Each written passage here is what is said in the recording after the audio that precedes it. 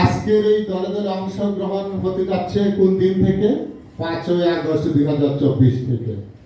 ইনশাআল্লাহ এই দেশের ফেসিবাদকে তাড়িয়ে বাংলাদেশের জনগণ, বিএনপি জাতীয়তাবাদী আদর্শের জনগণ তথা ফেসিবাদের বিরুদ্ধে যত জনগণ আছে সকলেই ঐক্যবদ্ধভাবে আগামী দিনে যেভাবে সংগ্রাম চালিয়ে যাবেন সঙ্গে আমরা স্বাগত জানাবো।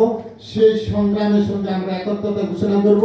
সেই সংগ্রামের মাধ্যমে আবার বাংলাদেশে একটা নতুন গণতন্ত্র প্রতিষ্ঠা হবে এবং এই বাংলাদেশের গণতন্ত্র প্রতিষ্ঠার লক্ষ্যে আমাদের যে কার্যক্রম শুরু হয়েছিল সেই বহুদলীয় গণতন্ত্রের প্রবক্তা শহীদ প্রেসিডেন্ট জিয়াউর রহমান আর তার পরবর্তী উত্তরসূরি আমাদের সেই গণতন্ত্রের প্রবক্তার মা ম্যাডাম খালেদা জিয়া, তারই পরবর্তী উত্তরসূরি বাংলাদেশের এই জাতীয়তাবাদী আন্দোলনের পুরোধার নেতৃত্ব দিয়ে আসছেন বিগত স্বৈরাচার ফ্যাসিস্ট সরকারের বিরুদ্ধে জনাব তারেক রহমান।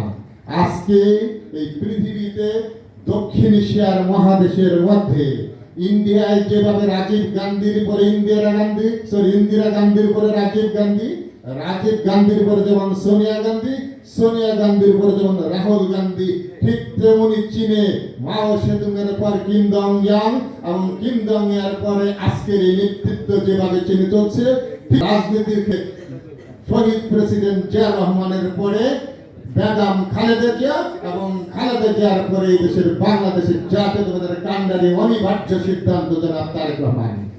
সুতরাং আগামী দিনে আমাদের ঐক্যবদ্ধ হয়ে যেভাবে ফেসিবাদকে বিতাড়িত করেছি এবং আগামী দিনের দিনগুলিতে ঐক্যবদ্ধভাবে আমরা সবকিছু মোকাবিলা করব এবং এই দেশের জনগণের দ্বার প্রান্তে গিয়ে আমরা আমাদের 31 দফা আমাদের নেতা যেটা ঘোষণা করেছেন সেটা পৌঁছে দেওয়ার ব্যবস্থা করব এবং আমরা এমন কোনো কর্ম করব না যে কর্মের মাধ্যমে আমার জাতীয়তাবাদী দল বিএনপি ক্ষতিগ্রস্ত হয়, আমাদের অঙ্গ সংগঠন ক্ষতিগ্রস্ত, পরিষদ ক্ষতিগ্রস্ত হয়।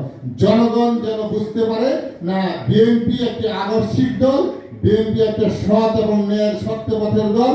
এই দলকে আগামী দিন আমরা জয়যুক্ত করতে পারি সেই লক্ষ্যে আমাদেরকে থানায় ওয়ার্ডে ইউনিয়নে সমস্ত জায়গায় কাজ করতে হবে।